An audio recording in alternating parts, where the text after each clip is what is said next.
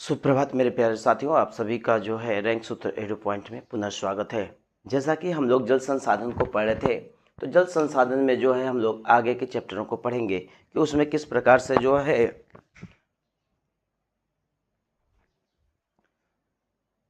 दिया हुआ है। एकदम से ध्यान से आप लोग पढ़िएगा। मैं बताया था पुराने समय में जो है जल संरक्षण कैसे किया जाता था। तो बावड़ी का निर्माण किया जाता था, तालाब को बनाया जाता था, कुएं को बनाया जाता था और इसी में जो है जल को इकट्ठा करके इनका संरक्षण किया जाता था। आधुनिक समय में हम लोग जो है बांध बना करके जल का संरक्षण करते हैं, ठीक है।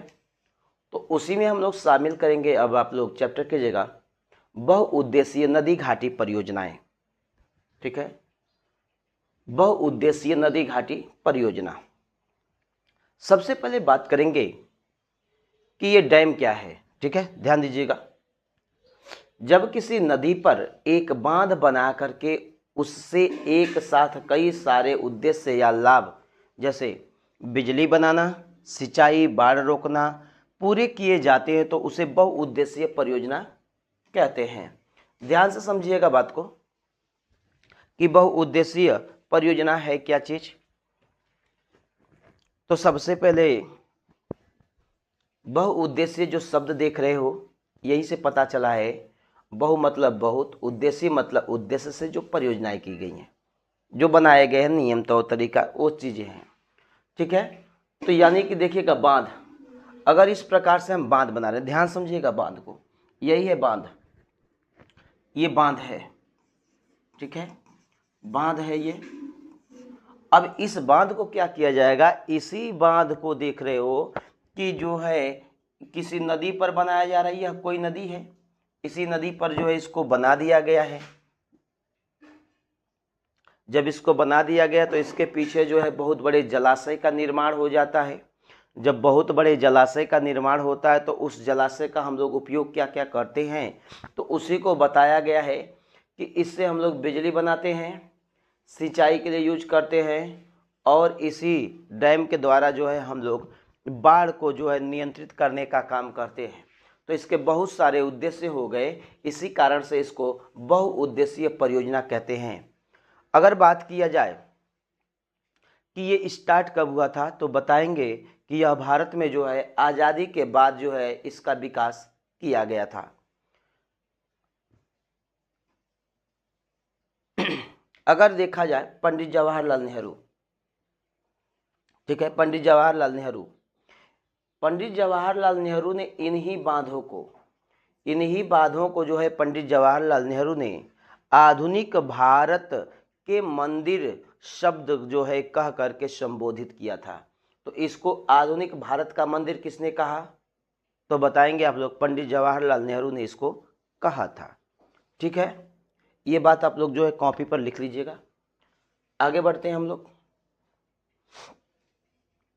क्या परियोजनाओं से लाभ होते हैं, तो कहेंगे हाँ, परियोजनाओं से लाभ भी होते हैं, हानियां भी होती हैं। परियोजना से लाभ क्या है, सिंचाई के लिए पानी उपलब्ध कराना है, बिजली उत्पादन करना है, बाढ़ को नियंत्रित करना है, पीने के पानी की आपूर्ति करना है, मछली पालन भी हो जाता है, ठीक है। आगे बढ़ते हैं।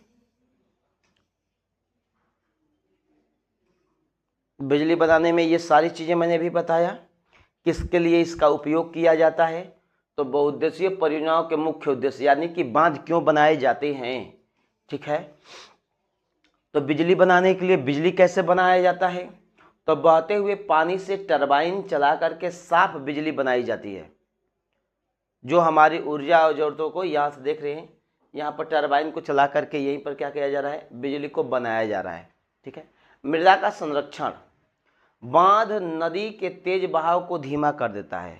जो नदी का बहाव होता है उसको क्या करता है, धीमा कर देता है, जिससे जो है मिट्टी का कटाव रुक जाता है।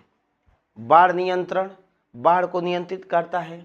सिंचाई के लिए किया जाता है, इसके पीछे जो है जो जलाशय का निर्माण होता है उसमें मछली पालन भी किया जाता है।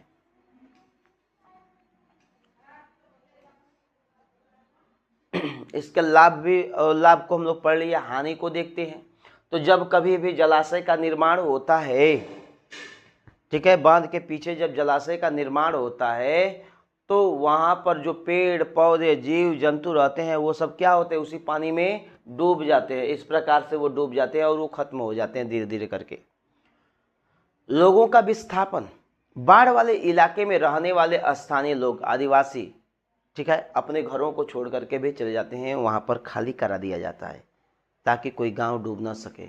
वहाँ से लोगों को हटा दिया जाता है, यानी कि उनका विस्थापन हो गया। जलीय जीवों पर असर, ठीक है, ये सब आप लोग लिख लीजिएगा, ठीक है।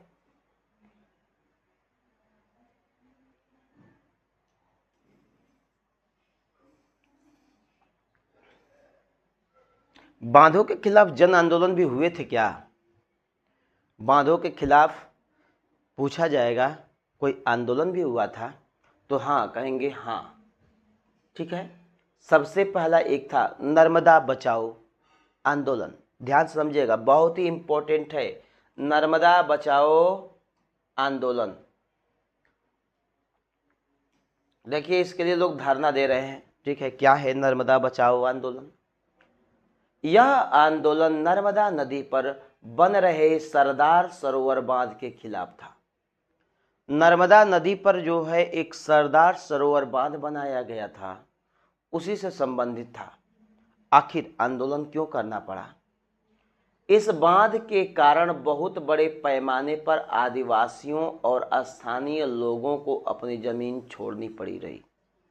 यानी कि ये लोग बेचारे जो है इसी नर्मदा बांध पर जब सरदार सरोवर बांध बनाया जा रहा था तो उसके पीछे एक जलाशय का भी निर्माण हो रहा था और उसके आसपास के जितने भी आदिवासी लोग थे, जो जनता थी, उनको वहां से हटाया गया, ठीक है।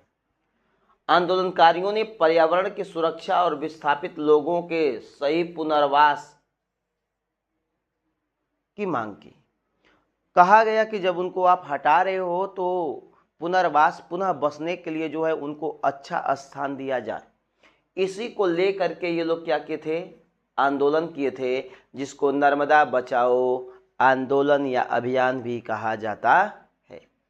कहाँ हुआ था? गुजरात के लोगों के द्वारा जो है किया गया था, ठीक है। टिहरी बांध आंदोलन क्या है? उत्तराखंड में भागीरथी नदी पर बने टिहरी बांध के कारण स्थानीय लोगों के विस्थापन और भूकंप के खतरे को लेकर के सामाजिक आंदोलन हुए थे। अब देखिए, लोगों के विस्थापन और भूकंप के खतरे को लेकर के यह आंदोलन हुआ था टिहरी बांध वाला, ठीक है। रिहंद घाटी परियोजना, उत्तर प्रदेश के सोन नदी पर बनी रिहंद परियोजना, एक रिहंद नदी है, सोन की सहायक नदी है, उसी पर है। वहां से भी बड़े पैमाने पर लोगों को विस्थापित करना पड़ा था, जिसके कारण जनता ने आंदोलन किया था। तो ये तीनों के तीनों याद रखिएगा, नर्मदा बचाओ आंदोलन सबसे ज़्यादा महत्वपूर्ण है और टिहरी बांध आंदोलन भी सबसे ज़्यादा महत्वपूर्ण है, ठीक है। आते हैं दामोदर घाटी परियोजना की बात करते हैं। तो जो दामोदर घाटी परियोजना है, सबसे पहले ध्यान समझते रहिएगा आप लोग। दामोदर घाटी परियोजना की बात किया जाए तो मान लीजिए आप लोगों को सपोज करना होगा, मैं आप लोगों को यहाँ समझाने के लिए बता रहा हूँ किस प्रकार से कैसे क्या हुआ है।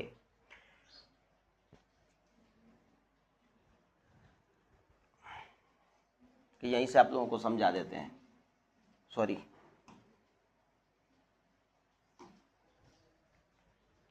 सिंपल वे में समझाने का प्रयास करें, आप लोगों को समझने का आप लोग भी प्रयास करिएगा मेरे भाई बंधु।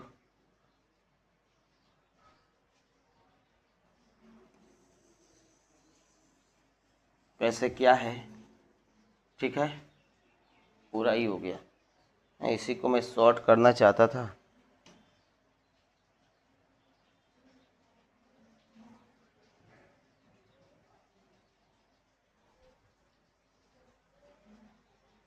चलिए यहीं से बता देते हैं। दामोदर घाटी परियोजना, सबसे पहले समझिएगा, नागपुर का पठार है, नागपुर पठार, नागपुर पठार से ही एक नदी निकलती है जिसका नाम है दामोदर नदी। दामोदर नदी।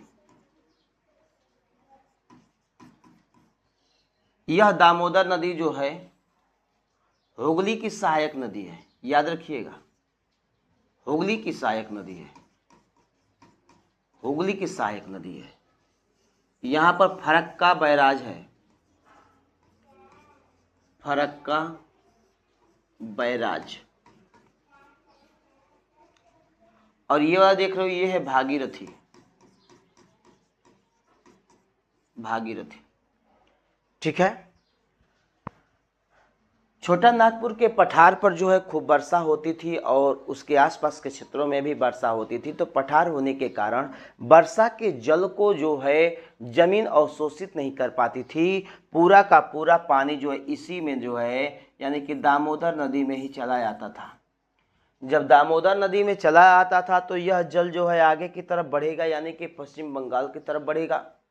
जब इसमें जल भराव सबसे ज़्यादा होगा, ठीक है, जल भराव जब सबसे ज़्यादा होगा और इसकी प्रवाह तेजी से होगी तो जो इसके आसपास या जिस राज्य से हो करके यह गुजरेगी उस राज्य में सबसे ज़्यादा तबाही मचाएगी। तो कहने का तात्पर्य ये है कि ये जो है आप लोग देख रहे हो झारखंड है और ये है पश्चिम बंगाल, पश्चिम बंगाल। तो यह क्या करती थी कि पश्चिम बंगाल में जो है बाढ़ ला देती थी। क्या करती थी? बाढ़ ला देती थी, जिसके कारण इस दामोदर नदी को बंगाल का शोक कहा गया। क्या कहा गया? बंगाल का शोक कहा गया, बंगाल का शोक कहा गया। इसीलिए इस नदी पर बांध बनाया गया जिसको दामोदर बांध कहा गया, ठीक है, दामोदर बांध कहा गया। अगर बात करेंगे दामोदर बांध कब बनाया गया तो हम कहेंगे 1948 ईस्वी में इसको बनाया गया। कब बनाया गया? दामोदर नदी को 1948 ईस्वी में बनाया गया। अगर हम बात करें आगे कि पहले देखेंगे हम लोग थोड़ी सी बातों को कि ये किसके तर्ज पर बना है, किसके तर्ज पर बना है। तो अमेरिका की अगर मैं बात करूं, अमेरिका, तो यहां पर एक टेनेसी नदी है, टेनेसी नदी। इसी टेनेसी नदी पर जो है एक बांध बनाया गया जिसको टेनेसी बांध कहा गया और वो सन था 1933 ईस्वी। इसी से प्रेरित होकर के इसी के आधार पर 1948 ईस्वी में भारत में भी एक बांध का निर्माण करना प्रारंभ हुआ। बांध बना जिसका नाम था दामोदर बांध परियोजना। बात समझ में आ गई रही होगी किसके तर्ज पर? तो ये याद रखिएगा, अमेरिका के टेनेसी घाटी परियोजना 1933 के तर्ज पर जो है भारत में 1948 में जो है बना है, ठीक है। इसको आप लोग देख लीजिएगा ध्यान से, बहुत इंपॉर्टेंट है। अगर इसी की मैं बात करूं, आगे देखेंगे हम लोग क्या है कैसे है, तो वही चीज मैं बताया। दामोदर नदी जो है छोटा नागपुर पठार, ध्यान दीजिएगा, छोटा नागपुर पठार, छोटा नागपुर पठार से प्रवाहित होती है, हुगली नदी में जाकर के मिल जाती है। हुगली नदी गंगा की प्रमुख वितरिका यानी कि सहायक नदी है जो बंगाल में गंगा नदी से अलग होकर के दक्षिण की ओर मुड़ जाती है। दामोदर नदी दो राज्यों झारखंड और पश्चिम बंगाल में प्रवाहित होती है। मानसून काल में छोटा नागपुर पठार पर वर्षा होती है, परंतु दामोदर नदी द्वारा पश्चिम बंगाल में बाढ़ की स्थिति को उत्पन्न किया जाता है। यही कारण है कि दामोदर को बंगाल का शोक कहा जाता है। मैंने बताया आपको। पश्चिम बंगाल में बाढ़ की समस्या के समाधान के लिए संयुक्त राज्य अमेरिका टेनेसी घाटी परियोजना 1933 के आधार पर संयुक्त विकास के लिए 1948 में दामोदर घाटी परियोजना की स्थापना की गई। दामोदर घाटी निगम ने इस समस्या को रोकने के लिए 8 बांध बनाए हैं। इस पे कितने बांध? 8 बांध बनाए हैं, जिसमें से महत्वपूर्ण है तिलैया बांध, कोनार बांध, मैथान बांध और पंचेत बांध जो है बहुत ही महत्वपूर्ण है। इसको आप लोग जो है जानते रहिएगा, ठीक है। अगर संक्षेप में जानना होगा कैसे क्या है, तो यहाँ पे देख लीजिएगा। इसका उद्गम छोटा नागपुर पठार है, संगम हुगली में होता है, झारखंड पश्चिम बंगाल में, उपनाम इसका बंगाल का शोक है। कब? 1948 में तिलैया कोनार में था।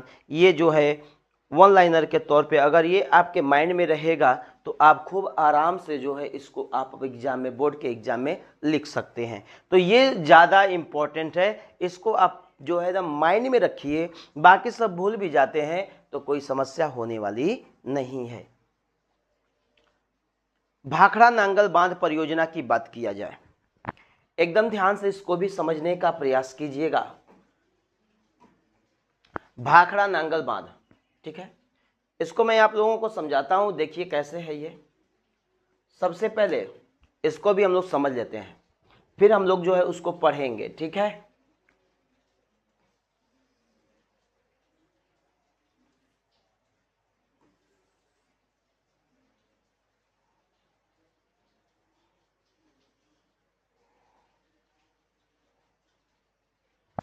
भाखड़ा नांगल, तो अगर हम बात करें सबसे पहले तो एक नदी है सतलज नदी। अगर भारत के मैप को हम बनाएं, ठीक है, तो जब हम भारत के मैप को बनाएंगे ऐसे,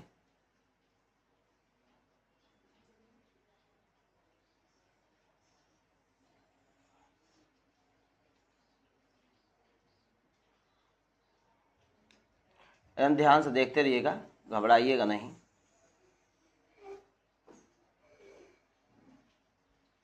क्यों गलती हो रहा है भाई?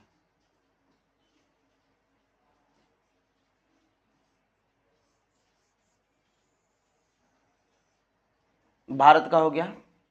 यहां पर एक झील है जिसका नाम है मानसरोवर झील, ध्यान समझते रहिएगा, मानसरोवर झील। मानसरोवर झील, यहीं से एक नदी निकलती है ऐसे होकर के पाकिस्तान चली जाती है, जिसका नाम है सतलज नदी। सतलज नदी, ठीक है। अगर हम बात करें सतलज नदी की तो ध्यान से बात को समझिएगा। सतलज नदी जो है हिमाचल प्रदेश में, हिमाचल प्रदेश, और बात करेंगे हम यहां पे पंजाब की, पंजाब की, क्योंकि यही दो बहुत महत्वपूर्ण है, यहीं से हम लोग जो है समझेंगे बातों को, ठीक है, कि किस प्रकार से यह हो रहा है। हिमाचल प्रदेश में एक बांध बनाया गया जिसका नाम है भाखड़ा। क्या है? भाखड़ा बांध हिमाचल प्रदेश में बनाया गया है, ध्यान दीजिएगा, हिमाचल प्रदेश में बनाया गया है। इसी के पीछे एक जलाशय का निर्माण हुआ है। किसका निर्माण हुआ है? जलाशय का निर्माण हुआ है, जिसको गोविंद सागर कहते हैं, गोविंद सागर कहते हैं। भाखड़ा बांध हिमाचल प्रदेश में है, ठीक है। अब पंजाब में आएंगे, इससे जो है इससे 13 किलोमीटर दूर, 13 से 14 किलोमीटर दूर पर, ठीक है, यहां पर नांगल बांध है। क्या है? नांगल बांध है। और यह नांगल बांध पड़ता कहाँ है? पंजाब में पड़ जाता है, ठीक है, पंजाब में। एक इसी की सहायक नदी आएगी जिसका नाम होगा ब्यास, ब्यास। और यहां पर एक बैराज बनाया जाएगा जिसका नाम होगा हरिके बैराज। इसका नाम हो जाएगा, आप देखेंगे कि जो इसका नाम होगा वो हो जाएगा हरिके बैराज, ठीक है। क्या हो जाएगा? हरिके बैराज। इसका नाम हो जाएगा हरिके बैराज, हरिके बैराज। और यहीं से एक नहर निकाली जाएगी जिसका नाम होगा इंदिरा गांधी नहर, जो राजस्थान के लिए जो वरदान साबित होती है, ठीक है। इंदिरा गांधी नहर, यह एशिया की सबसे बड़ी नहर या विश्व की सबसे बड़ी नहर को समझ लीजिएगा, यही है इंदिरा गांधी नहर। इस भाखड़ा को पूछेगा भाखड़ा बांध कहाँ है, तो हिमाचल प्रदेश में है। यह गुरुत्वीय यानी कि सबसे बड़ा है, ऊंचा है गुरुत्वीय के हिसाब से, ठीक है। और यहाँ पे इस प्रकार से है। तो समझ में आया अंतर कि नहीं समझ में आया? तो आइए अब हम इसको देखते हैं क्या क्या है, कैसे है। ध्यान से देखते रहिएगा आप लोग, ठीक है। जो भाखड़ा नांगल बांध परियोजना है, यह जो है बहुत ही महत्वपूर्ण है। यह परियोजना सतलज नदी पर बनाई गई है। किस नदी पर बनाई गई है? सतलज नदी पर बनाई गई है। भाखड़ा बांध हिमाचल प्रदेश के बिलासपुर जिले में स्थित है। मैंने बताया आपको कहाँ पर है, वो लिखना है पॉइंट को। हिमाचल प्रदेश के बिलासपुर जिले में स्थित है। और नांगल बांध पंजाब के रूपनगर रोपड़ जिले में स्थित है, ठीक है। अब देखिएगा, यह परियोजना पंजाब, हिमाचल प्रदेश, हरियाणा और राजस्थान राज्यों की संयुक्त परियोजना है, ठीक है। अब अगर देखा जाए, ठीक है, जो भाखड़ा बांध है यह शिवालिक की पहाड़ियों के बीच एक तंग घाटी में बनाया गया है। यह बांध 518 मीटर लंबा और 235 फीट ऊंचा है, ठीक है। नांगल बांध भाखड़ा बांध से अलग है, 13 किलोमीटर नीचे की ओर स्थित है। अगर इसकी और बातों को देखा जाए तो क्या क्या है महत्वपूर्ण है, तो इसी के पीछे आप लोग देख रहे हो, इसी बांध यानी कि भाखड़ा बांध के पीछे एक जलाशय का निर्माण हो रहा है। देख रहे हैं, ये जलाशय है, देखें दो पहाड़ियों के बीच ये स्थित है। एक जलाशय का निर्माण हो रहा है। इस जलाशय का नाम है गोविंद सागर जलाशय। गोविंद सागर जलाशय। इसकी लंबाई की बात किया जाए 80 किलोमीटर है, चौड़ाई जो है अगर देखेंगे 3 से 4 किलोमीटर चौड़ा है यह। और अगर देखा जाए बांध की बात किया जाए तो बांध किस लिए महत्वपूर्ण है, तो विश्व का सर्वोच्च गुरुत्वीय बांध है। कैसा है? विश्व का सर्वोच्च गुरुत्वीय बांध है, यानी कि भारत का दूसरा सबसे ऊंचा बांध है। इन पॉइंटों को आप लोगों को एकदम याद रखना है बाबू, समझ लो। अगर ये पॉइंट आप लोग लिखोगे तभी आप लोगों को बेहतर नंबर मिलेगा, ठीक है। बहुत ज़्यादा लिखने से नहीं, इन सब बातों को याद करना होगा और इन्हीं सब चीज़ों को आपको लिखना होगा, तभी आप समझ पाएंगे कि आपको बोर्ड में जो है किस प्रकार और कैसे नंबर आपको मिलेगा। आगे बढ़े हम लोग। यहाँ से इसको आप लोग, मैं कहूँ कि एक नज़र में इसको जो है आप रिवाइज कर लोगे तो एकदम आपके लिए परफेक्ट हो जाएगा। चलिएगा आगे बढ़ते हैं। इसमें जो यहीं तक था, ठीक है। अब आगे हम लोग देखेंगे कि और भी है इसमें, वो छूट गया है आप लोगों को, और भी पीडीएफ है जिसको मैं बताता हूँ अभी। हाँ, आ जाइएगा। भाखड़ा नांगल आप लोगों ने पढ़ लिया, ठीक है। दामोदर को भी पढ़ लिया। रिहंद बांध परियोजना को देखिए। रिहंद बांध परियोजना एकदम ध्यान से समझते हुए चलिएगा। रिहंद बांध परियोजना, यह क्लास थोड़ी सी बड़ी होगी लेकिन बहुत ही महत्वपूर्ण है, ठीक है। यहीं पे अगर मैं आप लोगों को समझाऊं तो समझने का प्रयास कीजिएगा। रिहंद बांध परियोजना जो है सोनभद्र जिला, उत्तर प्रदेश का जो निचली हिस्सा है, दक्षिणी हिस्सा है, सोनभद्र जिला है, ठीक है। और मध्य प्रदेश की सीमा पर पिपरी नामक स्थान पर सोन नदी की सहायक नदी रिहंद नदी पर बना है। एकदम ध्यान समझिएगा। जो रिहंद बांध परियोजना है वह किस नदी पर बना है, तो रिहंद नदी पर बना है। किस नदी पर? रिहंद नदी पर बना है। यह जो रिहंद नदी है यह सोन नदी की सहायक नदी है। जो सोन नदी है वह जा करके गंगा में जो है पटना नामक स्थान जो बिहार की राजधानी है वहीं पर वह जा करके मिल जाती है, ठीक है। और सोन नदी कहाँ से निकलती है, तो सोन नदी जो है अमरकंटक से निकलती है। ऑफलाइन क्लास वाले आप लोगों को पता होगा, मैं पूरा मैपिंग के साथ आप लोगों को पढ़ाया था। तो यहाँ पर आप लोगों को लिखवाने की भी बात हो रही है, तो आप लोग कैसे लिखोगे उसको भी जान लो, ठीक है। सोन नदी कहाँ से निकलती है, तो सोन नदी अमरकंटक की चोटी से निकल करके बिहार में गंगा नदी में जो है जा करके मिल जाती है पटना के पास। चलिएगा, इसी के पीछे एक गोविंद सागर बल्लभ पंत, देख रहे हैं, एक जलाशय का निर्माण हो रहा है। यह भारत की सबसे बड़ी कृत्रिम झील है। इसी पर ओबरा परियोजना भी बनाया गया है, ठीक है। और यह उत्तर प्रदेश और मध्य प्रदेश की जो है संयुक्त परियोजना है। अब यहां से ध्यान से समझिएगा।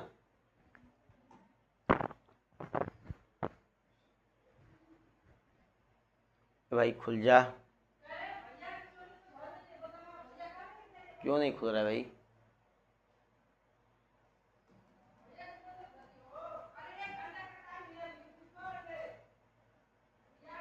क्यों नहीं खुल रहा है? हैं?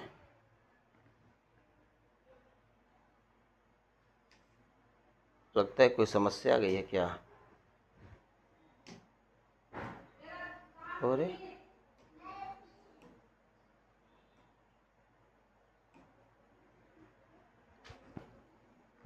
चलेगा, हम बात करते हैं रिहंद की। किसकी बात करेंगे? रिहंद की।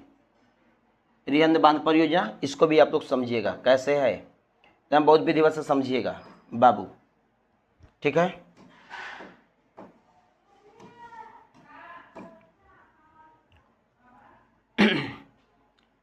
अमरकंटक से ये बना लीजिएगा, अमरकंटक की चोटी, अमरकंटक चोटी। यहीं से एक नदी निकलती है जिसका नाम है सोन नदी, और इसकी एक सहायक नदी है जिसका नाम है रिहंद, रिहंद नदी। और यह कौन सी है? सोन नदी। यह गंगा में आकर के मिलती है पटना में। कहाँ पे मिलती है? पटना में। कौन सी नदी है? गंगा नदी है, ठीक है। अब देखिएगा यहीं पे, यानी कि मैं बात कर रहा हूँ रिहंद नदी की। किसकी बात कर रहा हूँ? रिहंद नदी की। तो यह जो रिहंद नदी है, यहाँ पर समझिएगा, मध्य प्रदेश और यूपी का सोनभद्र जिला, एमपी और यूपी। यूपी में कौन सा है? सोनभद्र है, सोनभद्र है। और यहाँ पे क्या है? पिपरी नामक स्थान है, पिपरी नामक स्थान है। इन्हीं दोनों की सीमा पर जो है इस बांध को बनाया गया। किस बांध को? रिहंद बांध को बनाया गया है। इसी बांध को, रिहंद बांध को बनाया गया है। ऐसा है, आप लोग समझ गए होंगे कहाँ बनाया गया है। लगता है कुछ दिक्कत हो रही है, टेक्निकल फॉल्ट आ रहा है, अभी सही हो जाएगा। तो उसी के पीछे एक जलाशय का निर्माण हुआ। ये मान लीजिए जलाशय है, ये जलाशय है, ठीक है। ये सब विपरीत काम क्यों रहा है? यह जलाशय है, इसी जलाशय का नाम है गोविंद बल्लभ पंत सागर, ठीक है। सबसे बड़ी कृत्रिम झील है, ठीक है।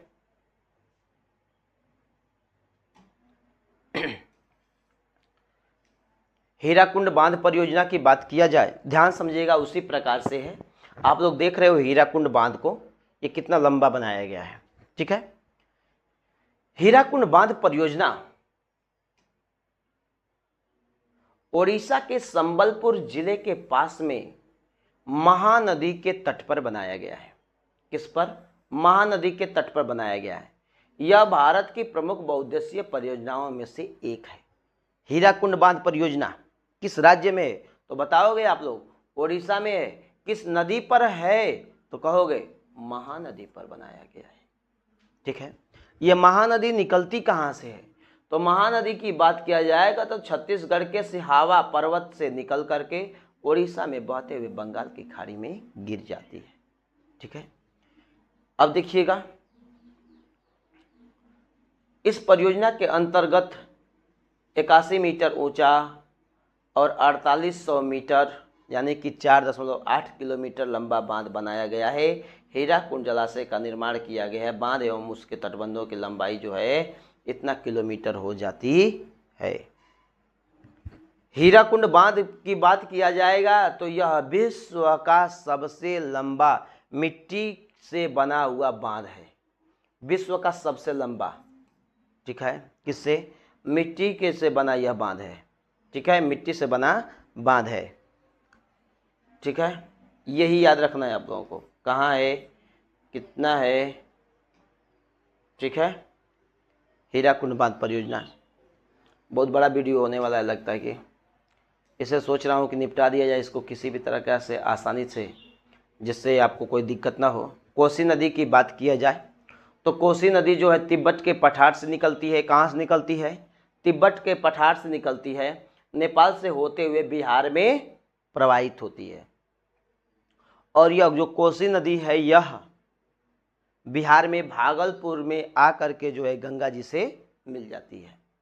कोसी नदी हिमालय से बहाकर लाए गए अवसादों से मैदानी क्षेत्रों में आकर अपने मार्ग को अवरुद्ध कर लेती है, बंद कर लेती है और अपना मार्ग बदल लेती है, जिसे विसर्पण कहते हैं। क्या कहते हैं? जिसे विसर्पण कहते हैं, यानी कि वह मार्ग को ऐसे टेढ़ा मेढ़ा करती है, सबसे ज़्यादा राह बदलती है। कोसी नदी को बिहार का शोक कहते हैं, क्योंकि इसी के वजह से बिहार में सबसे ज़्यादा बाढ़ आती है, इसीलिए इसको बिहार का शोक कहते हैं।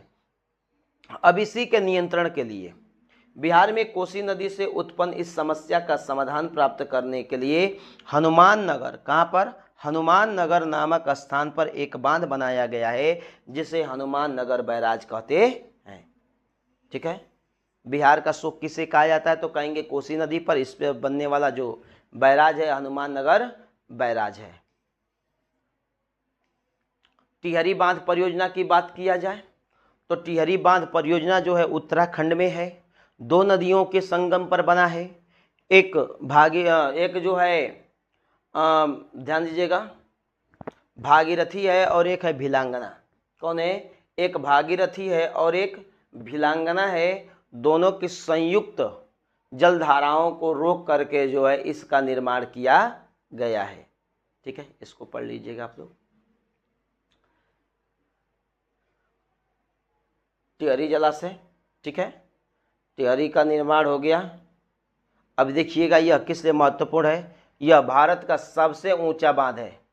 टिहरी बांध परियोजना जो है, यह टिहरी बांध जो है भारत का सबसे ऊंचा बांध है। यह जो है इसके निर्माण की बात किया जाए तो इसका निर्माण मिट्टी और चट्टानों से हुआ है। ठीक है। इसमें टिहरी बांध परियोजना का मुख्य उद्देश्य क्या है?